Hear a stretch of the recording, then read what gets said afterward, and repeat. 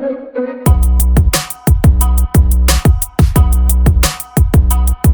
back to Unlocking Fertility. Today we're going to talk about how to track your ovulation.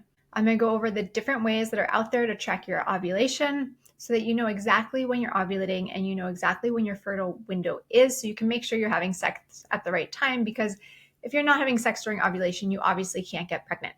But on top of that, why this is important, because when you're ovulating during your menstrual cycle can tell us a lot about your fertility. So I'm also going to go into that. If you're ovulating early or if you're ovulating late, if you have a short follicular phase or a long follicular phase or a short luteal phase or a long luteal phase, that can tell us a lot about what's going on in your body and your fertility. So let's first start by defining what your fertile window is. So your fertile window is going to be different for every woman and every man, because every woman's fertile window is going to be different and every man's sperm length that it can live is going to be different. So you're fertile for about 5 days before you ovulate, and sperm can last for about 5 days. And once you ovulate, you're fertile for about 24 hours. So typically women can get pregnant from 6 to 5 days out of the month. Now, your highest chance days of getting pregnant, your highest fertility days, are 2 days before ovulation, 1 day before ovulation, or the day that you ovulate. But 24 hours after you ovulate, then you've missed your fertile window. So there's a few different ways that you can track your ovulation, and you can combine a lot of these also. So you have cervical mucus, you can test your LH with LH test strips. You can use a smart fertility tracker. They also now have actual devices that can track your fertile mucus as well. So we're going to go into all of those. Let's start with the simplest, which is just tracking your fertile cervical mucus. Now, if you're not familiar with what fertile cervical mucus is, the term usually used for it is egg white cervical mucus. Now, the best time to really check your cervical mucus is right after a bowel movement. So during your fertile window, near ovulation, after a bowel movement, if you wipe yourself and then you take the toilet paper and you put it on the cervical mucus and you try to stretch it out, the cervical mucus should be stretchy, like string cheese, but more clear and translucent. That means that you have fertile cervical mucus. Whenever you have fertile cervical mucus, you are most likely fertile, and that is a good time to have sex to get pregnant. And some women will see this egg white cervical mucus for 5 days, some women will see it for 2 days, some women will only see it for 1 day, and some women won't see it at all. If you're not seeing it at all, that can be a sign that you need to build thin fluids in your body, right? That your body is dehydrated and it doesn't have enough fluids to create the cervical mucus. It could be a sign that your body is depleted of yin. In Chinese medicine, yin is thick fluids in our body, so cervical mucus is a thick fluid. So if you notice that you're not really getting an abundance of cervical mucus, you're going to want to focus on building thin fluids and building yin. And if you're not sure where to start with that, check out my other podcasts, check out my social media, or join my monthly fertility membership where I go over all the information of how to support your mind, body, and soul for fertility, including how to build thin fluids and how to build yin in the body for really healthy cervical mucus. Now, sometimes women will tell me that they see egg white cervical mucus at more than one time in their cycle. And could be a few reasons for that. One, it could be that your body is trying to ovulate, but it just doesn't have the energy to do so. So the LH doesn't actually spike and you're not actually ovulating. So then it happens again, and maybe you're ovulating the second time. Also can be from a change in your hormones, a change in estrogen after ovulation as well. Another helpful way to test ovulation, and you can do all of these combined together or all of them separate. I always recommend at least looking at your cervical mucus, because that's something that everyone can do. It's free and it really gets you in tune with your body and what's going on in your body. So I do think that is really important. But the second, somewhat easiest way to test ovulation is to test with LH test strips. Now, there's different types of LH test strips, right? So you have one, and all of them you'll dip in urine. So you always use the directions on the package, but you will dip them in your urine and hold for whatever amount of time it tells you to. And there's ones that will have 2 lines. So one being the test line, which will show you how dark it should be when you're at peak LH, and another line that is where you're at.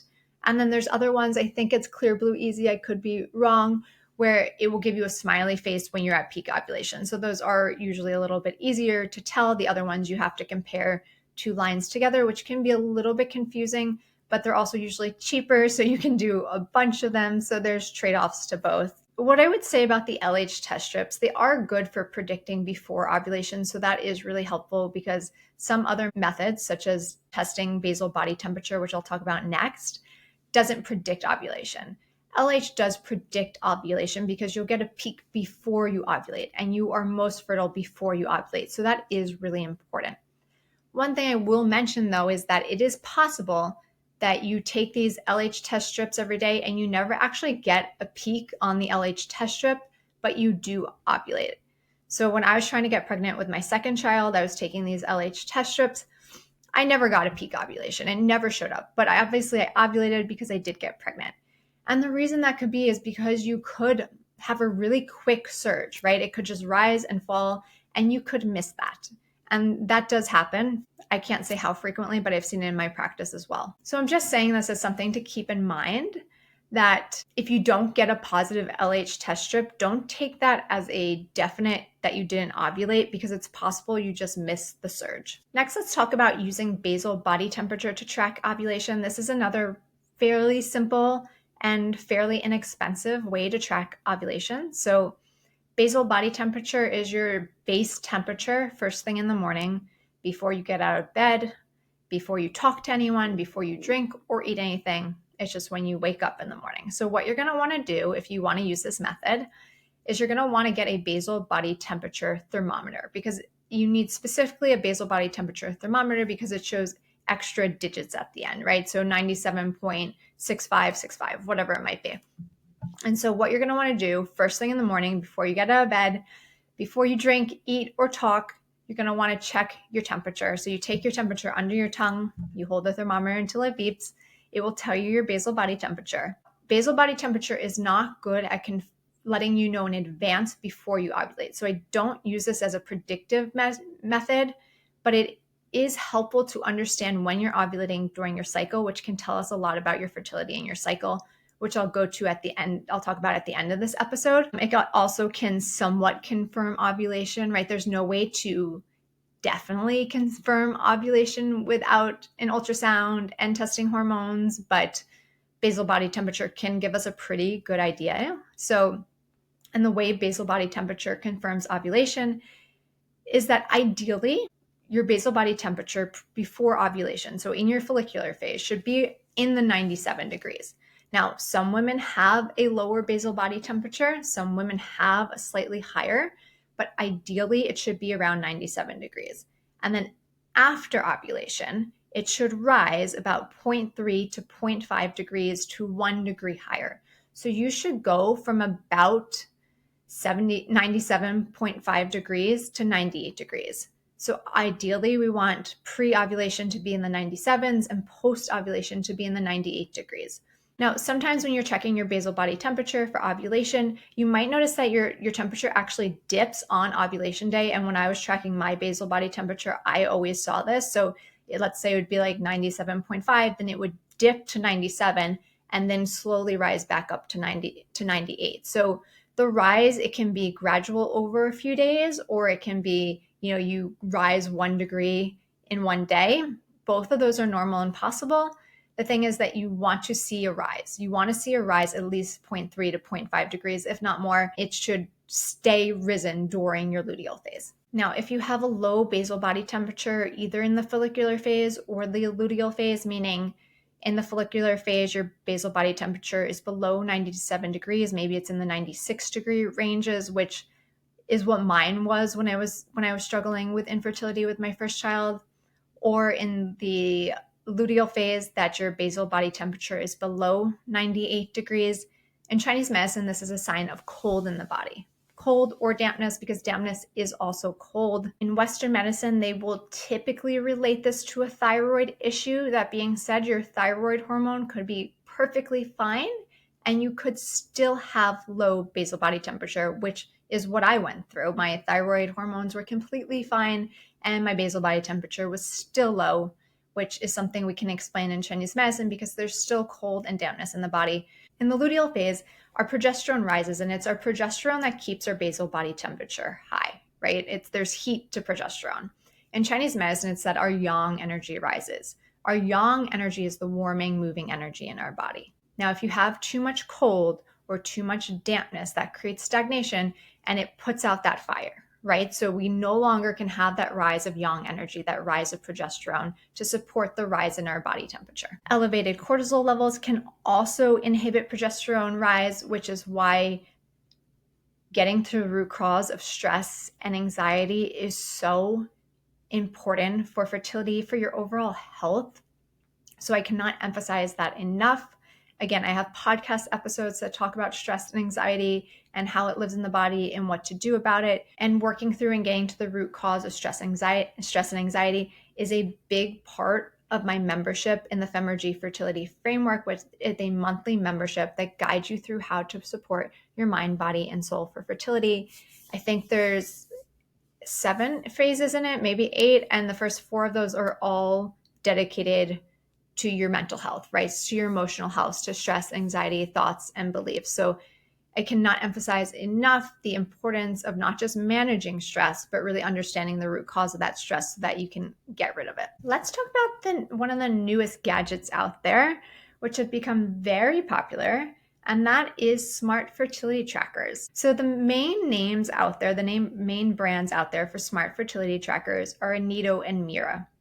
Now, smart fertility trackers are trackers that you use at home, testing your urine, that will tell you about key hormones going on in your body. So the key hormones that these smart fertility trackers track are LH, they test estrogen, they test PDG, which is a urine metabolite of progesterone. So it's when progesterone is metabolized in your urine. So all of these, again, they're testing through your urine, through a test strip that dips into your urine, and then you stick that strip into their device, and it will give you these hormones within usually 10 minutes. Forgot to mention, it also tests FSH. So how these smart fertility trackers can be really helpful in understanding ovulation is that, one, it can help predict ovulation. So LH will rise about 24 hours before you ovulate, like I mentioned before, right? So that will give you a small window. But your estrogen will actually start to rise gradually over 3 to 4 days before you ovulate. So when you start to see that rise is when you know you're in your most fertile window before you ovulate, because you are most fertile before you ovulate. So these smart fertility trackers are really wonderful at giving you a fertile window when you are most fertile.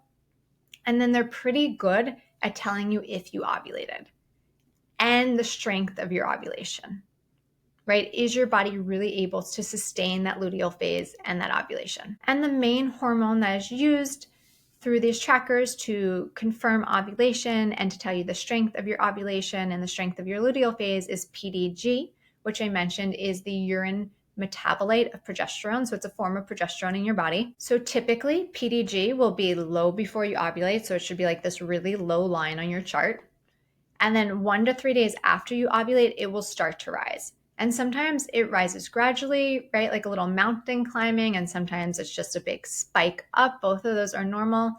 The important part is that it should stay elevated. Your PDG should stay elevated through your entire luteal phase. And then if you're not pregnant, it should drop right before your menstruation. If you are pregnant, it will stay elevated. Typically with the smart fertility trackers, if your PDG rises to at least 5, and it stays elevated for at least 3 to 5 consecutive days, that is what we consider confirming a positive ovulation.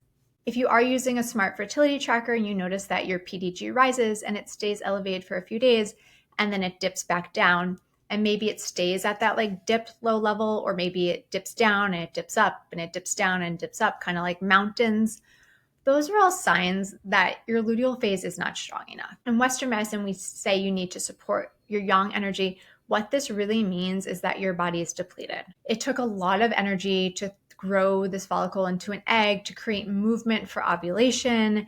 It raised your basal body temperature to support this ovulation. And then now it's out of batteries. Your body has no more energy left to support the rest of your luteal phase, to support implantation, and definitely not to support a healthy pregnancy. So it's really just a sign that your body's depleted. It needs more nourishment and it needs more energy. Now, if you're interested in learning more about a short luteal phase or low progesterone, check out podcast episode 37, where I dive more deeply into this. So those are the ways that you can track ovulation. You can track through cervical mucus, through basal body temperature, through LH test strips, and through a smart fertility tracker. To recap, I always recommend tracking your cervical mucus because that's easy, it's free, and everyone can do it at home. And it really helps you just get in tune and in touch with your body. If it's your first time ever noticing your cervical mucus, it might take a few months to really get a hang of it, but stick with it. It is really important to do. And then on top of that, if you really want to understand when you're ovulating, I recommend an LH test strip or basal body temperature or a smart fertility tracker. It really depends on the person.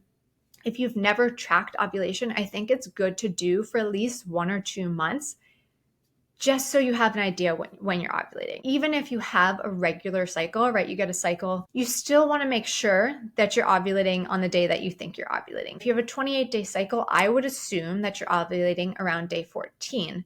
But there's no way to confirm that without using at least one of these tracking methods. And what I have seen in my practice is women that have this 28-day cycle. I currently have a patient who, her whole life has had a 28-day cycle. So she assumed she was ovulating around day 14 because that's what her app tells her, which, by the way, apps alone without using one of these tracking methods is not an accurate way to track your ovulation because it's just guessing. It's just guessing the same way anyone else could.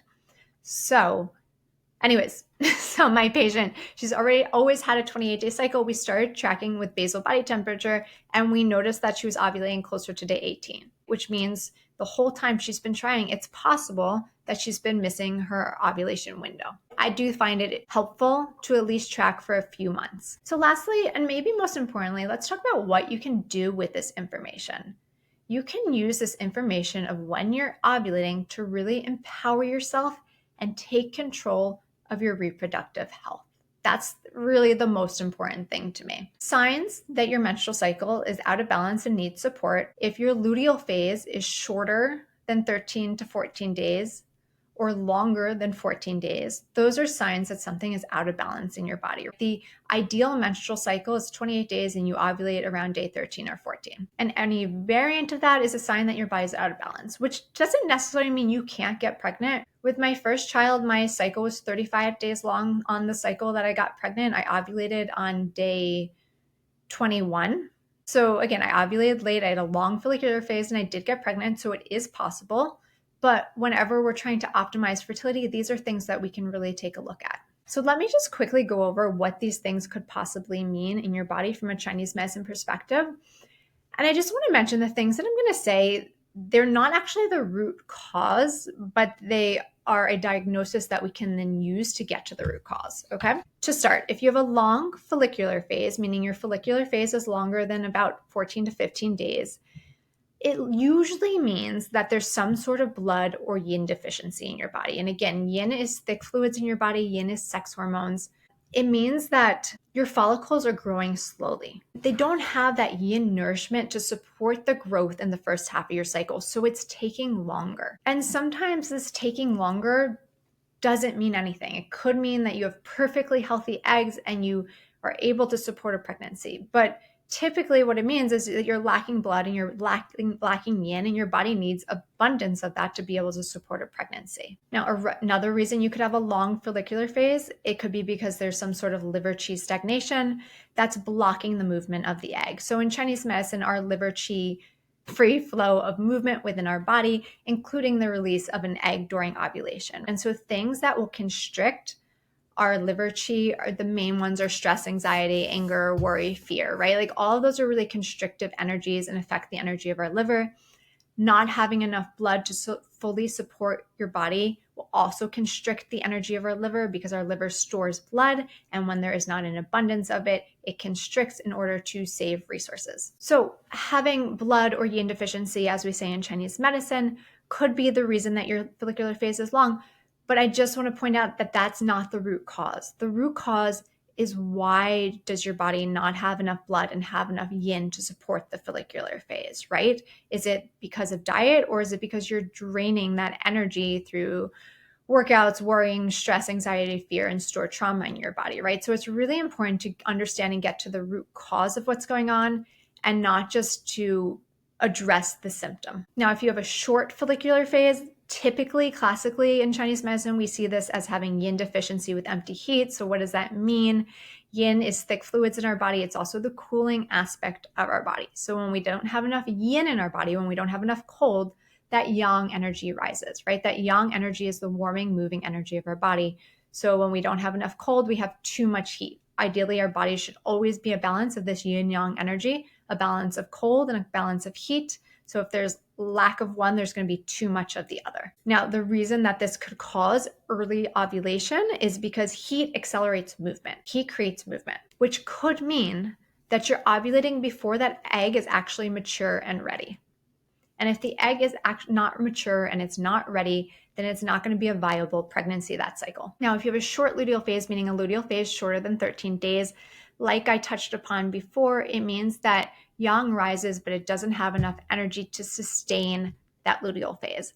And I find this to be a lot more important than a long follicular phase, but a short luteal phase makes it really hard for your body to handle implantation and supporting a pregnancy. If your body can't support a 14-day luteal phase, it likely cannot support a pregnancy. And I do see this a lot in my practice. I recently was working with a woman who is 36 years old, had low AMH, was told it would be hard for her to get pregnant. To me, the main sign was she had so much heat in her body through diet, through drinking coffee, eating onion, garlic, and spicy foods, and through a big one is stress in the body. And so she had a lot of heat in her body, a lot of yin deficient heat, and her body didn't have the energy to withstand that luteal phase. So her luteal phase was about 9 and 10 days when we first started, and we worked together for 3 months. We got it to 14 days and she got pregnant, right? So these things are possible to change. That's another important point I like to say in all my podcasts, or pretty much everything I do, is that everything that is going on in your body is a sign of something that's out of balance, and these things can absolutely be changed. Now, a long luteal phase, I don't see this as frequently, but a long luteal phase would be anything over 14 days. It is very unusual. It's not even really noted in Western medicine as being possible. In a Chinese medicine perspective, the reason we see this is there's a sign of cold or dampness or blood stagnation in the body, right? So there's something stopping the free flow of your menstrual cycle, right? Which could be liver qi stagnation, like I mentioned, stress, constriction, restricting the flow of your menstrual cycle. It could be that there's cold in the body, or there's dampness, there's mucus in the body. All these things are stagnating. It causes your blood to move slowly. So these things could impact the luteal phase and make it longer than it's meant to be. Now, I know I went over quickly of what to do with this information, and I will go back and I will make podcasts for all of these things, short luteal phase, short follicular phase, all that, to go into more detail with each one. But for now, just understand that these are symptoms that something is out of balance in your body that should be addressed, right? Your body is always talking and communicating to you, and it wants us to listen. And it will start by whispering, and then it will scream. So it's really important to listen to our body when it's whispering. Thank you again for listening to Unlocking Fertility. If you like this episode, please like, share. It really helps support me and this podcast so more women can get this information.